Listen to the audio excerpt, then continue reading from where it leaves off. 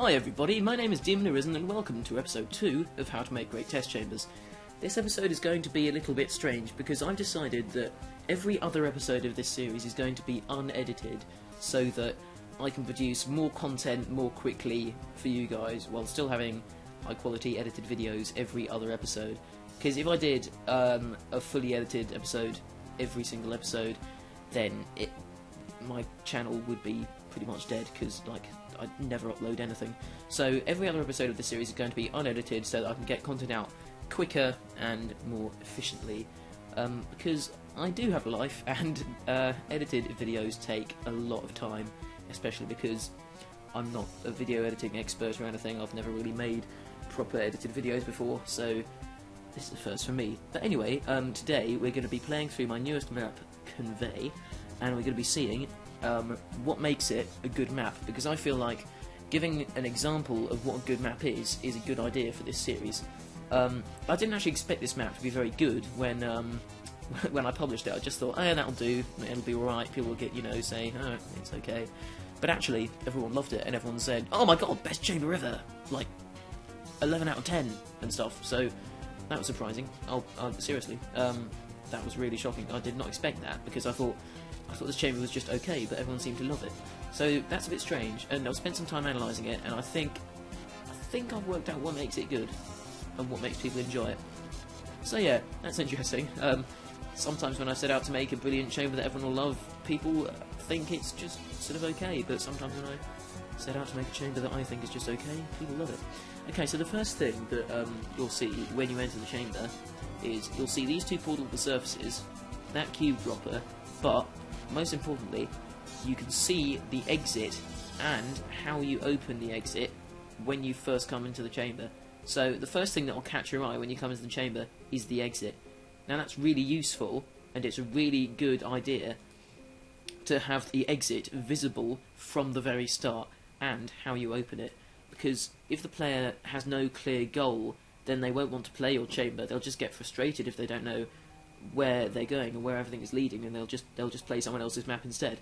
So it's a really, really good idea to have your exit visible from the start. Even better, have the start right next to the exit.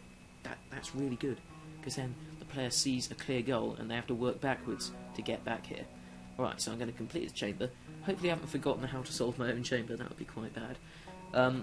This chamber is quite small and fairly compact. It's a sort of basic cube shape, which is quite nice because it means that you can see every single important place in the chamber from anywhere you are.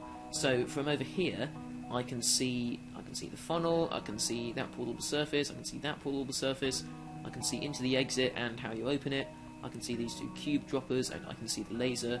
From over in the exit area, I can see over here again, and up there, and over there, and over there. So from everywhere in the chamber, I can see everywhere else in the chamber. Now, let's get this cube. Okay, so another good idea for when you're designing a chamber is give the player something easy to do first, so that they can sort of warm up and feel like they're progressing. So for example there, the first thing I had to do was get over to there by placing a portal there, and then I had to spawn a cube and get it over here as well, which is a nice sort of simple task to start off with to make the player feel like they're progressing so they don't get frustrated. So, good tip is give the player something easy to do at the start, like fetching a cube or portaling over to somewhere that's not too difficult and not too challenging, just to sort of get them into the portal mood and to get them playing your chamber. Okay, so let's reverse this. Okay, alright, now we've got to use this reversed funnel. Well, not reversed funnel, unreversed funnel. Unreversed, is that a word? I don't know. To get this cube. And funnel this one off. Like that. Okay, and now another good thing is we have to basically repeat the same idea that we just used, i.e. using the orange funnel to get ourselves and that cube over there, get ourselves and this cube and the other cube over there again. So reusing test elements in a similar way is a really good idea. Okay, so now we've done the easy bit of the chamber, that's very nice. What we have to do now... Right, let's put that down there. Put this down there. And now comes the actual bit of the puzzle where people will get stuck. This is a sort of, yeah, there should be a point like this in every puzzle where people have done the easy bit and they can see what they need to do to complete the puzzle, but they can't quite see how they get there. Okay, so I know that I need a laser cube, and a normal cube in that exit area.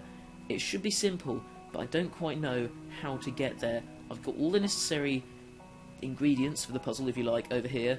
I just need to get them into that room, but I can't quite see how. Well, obviously I can, because I made the chamber, but you know, a normal player wouldn't be able to see how. So that is always a good idea. So always have a point where the player thinks, you know, alright, I've got everything I need, now what do? I can see what I need to do, but what are the steps to get there? Okay, so I'm going to solve this bit. So what we need to do is, basically, the reason why the player gets stuck and has to think about it is, we have to reverse the funnel to get over there in the first place. So that's excellent, but then we have to be up there when the funnel gets reversed in order to travel through. So how do we do that? And the answer is, look away now if you haven't solved the chamber, because this is the fun bit. Block that with that cube. Grind the funnel again, reusing the same mechanic yet again, reusing the same idea of just... It's a really simple idea, just using a funnel to get back to the start of the funnel, but we use it quite a lot in this test, just dragging yourself back into the source of the funnel. And now we reverse like that, and do that. So that's a sort of nice, satisfying thing. And also, there are lots of sort of slightly different ways of doing that, which don't impact on the puzzle in any way. They're sort of slightly alternate solutions, which don't they don't hamper the puzzle. They're still valid solutions. They're not quite exactly the same, but it still feels like you're solving a puzzle, and you're not skipping massive bits of it. So that's very good. Yeah, it's a really good idea to have sort of, if you can, alternate solutions for little bits of the puzzle, so that it's not completely linear, and the player can choose how to do a sort of a minor thing. Just minor alternate solutions, not like skipping a massive bit of the chamber or doing it all in the wrong way. Keep the intended solution intended, but have little things you can do. So, for example, what you could do is... I'll just no-clip. Choose one. No-clip. Right, so you could... God, I hope I don't accidentally kill myself. Right, okay. Another acceptable alternate solution is to put this laser cube there, and then ride back into that funnel, and then when you're up there, put a reverse funnel there, like that, and then move it when it gets to the right place, and that should reverse the funnel if you're not incompetent like me and you do it wrong. Anyway, where were we? So let's block that again. And do that, let's just no-clip back. Okay. Excellent. God, I might edit this bit out because it's a bit boring to watch. Okay, so now we're over here. Now what do? We've got the goal in sight, but we can't quite see how we're meant to get both of these cubes. Sorry, hang on, I've done it a bit wrong. There we go. Okay. So we've got the goal in sight, but we can't quite see how we get both of those cubes over here as well. And the answer to that is... reverse the funnel again by dragging that cube off. And then once this has gone up here, what we do is we get the other cube, like that. Okay. So now we're using exactly the same mechanic again of bringing the two cubes and ourselves back to the source of the funnel, except now we're going to put a portal here. Now we have a portal in the exit room, and we can link up that laser like that. and we can drop these 2 cubes down there. It's a really, really good idea to have the same trick being reused a few times in your chamber, but in slightly different ways. The same, the same mechanic, or the same idea, the same area being reused in multiple different ways. Oh my god. Reused in multiple different ways and multiple different things. There we go, laser in there like that. And now we can put the cube on the button for a nice, satisfying finish. Hooray! So, this is a good chamber because you can see the exit from the start. There's a clear, defined goal which encourages people to play your chamber and keep persevering and keep trying to solve it. It reuses the same mechanics lots of times, so it reuses the reversible funnel a lot. It uses the laser quite a lot for reversing the funnel and for this, so everything is used at least twice and nothing is wasted. Every portable surface is used, but there's enough portable surfaces to make it interesting so that it's not a sort of linear puzzle on rails where there's only 3 portable surfaces and it's obvious where you have to place the portals to solve the puzzle. It has a really satisfying conclusion because you know what you have to do, you just have to use the steps to get there, and it's also nice and satisfying because it's a trick they are reusing from earlier. It's also a nice idea having to just, all you have to do is just have a portal in here while you have your 2 cubes over there to solve it.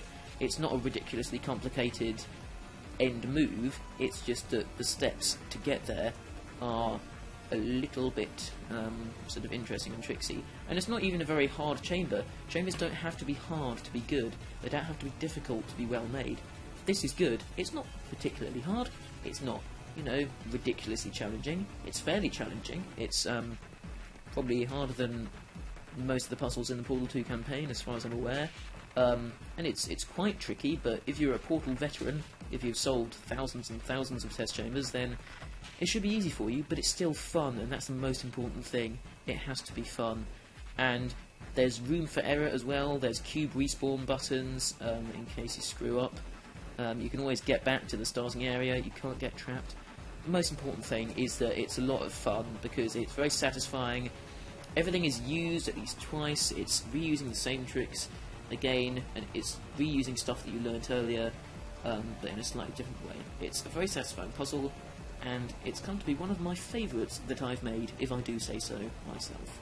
And that is the end of How to Make Great Test Chambers, Episode 2. Thank you very much for watching. Tune in next month, probably, for the next one, and I will see you soon.